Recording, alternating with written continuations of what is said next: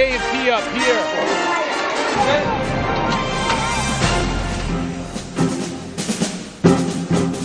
Welcome to Freedom Watch Afghanistan. I'm Tech Sergeant Gene Taylor. A suicide car bomb exploded outside of the Indian embassy in Kabul yesterday, killing 41 people and wounding nearly 150 others. The large bomb went off just outside of the embassy entrance, where hundreds of Afghans line up every morning to get visas.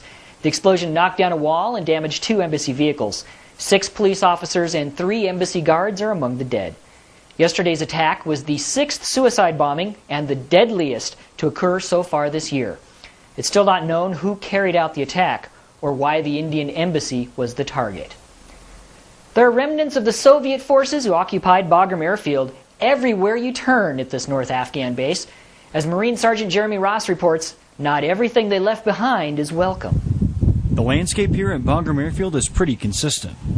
Lots of rocks, a lot of mountains, even a few scrub plants thrown in for variety. But there's another item you're likely to encounter on a stroll around the base perimeter, and it's not quite as harmless. This is a landmine, likely a Russian PMN-2 anti-personnel mine. Now, last year alone, more than 10,000 items of unexploded ordnance were removed from the soil here at Bagram Airfield. The scary thing is that experts say that that's probably only a small percentage of what's actually out there. To deal with this unpredictable, lurking danger, the airfield has a Mine Action Center. It's an engineering section dedicated to supervising the marking and clearing of ordnance from Bagram soil. Obviously, you can see a lot of vehicle traffic up and down here. Here we have one of our mine fences, and right up on the ledge right there, about 5 meters away, you can see an anti-personnel mine sitting right there on the side. Even though this mine appears to be safely off the road, Blunk says that a good rain could be enough to move it into the path of traffic. If that wasn't enough to make you think about what's under your feet, maybe this next stop will. People have come in and just dumped right here on top of the fence. We spent the time to put up a mine fence. It was already here, properly marked, stakes, barbed wire, as long as our mine sign. So what's going to have to happen now is the fence has got to come back around. All this other spoil, all this other fill has been here because now it's suspected contaminated fill. We don't know what's inside of it. Okay, so there's another comforting thought for us. Others are cutting corners around safety policies on base, making it even harder for us to tell where it's safe to travel. But what exactly marks the edge of a mined area? Well, there's the obvious signs, big red ones that read mines.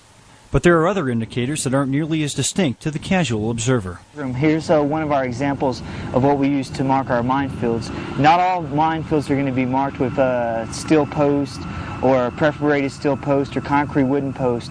Area clearance projects that we hire out to come here in Bagram will sometimes use painted rocks, painted half white and half red.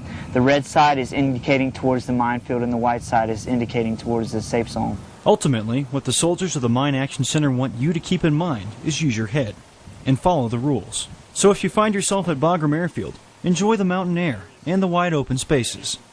Just remember, always watch your step. Marine Sergeant Jeremy Ross, Bagram Airfield, Afghanistan.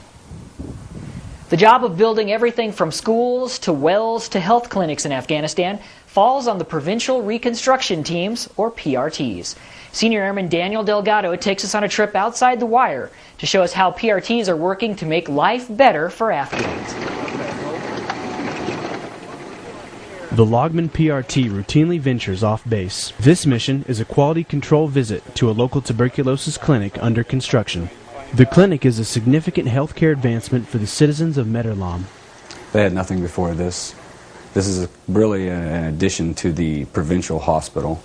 This is going to enhance their capacity and their ability to see more patients on a daily basis.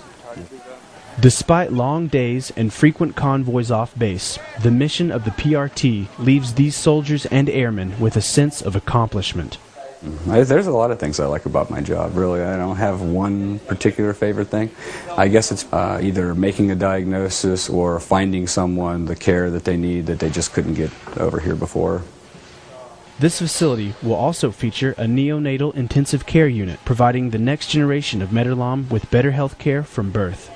Senior Airman Daniel Delgado, Logman Province, Afghanistan. And that's it for this edition of Freedom Watch Afghanistan. I'm Sergeant Gene Taylor. Have a great day.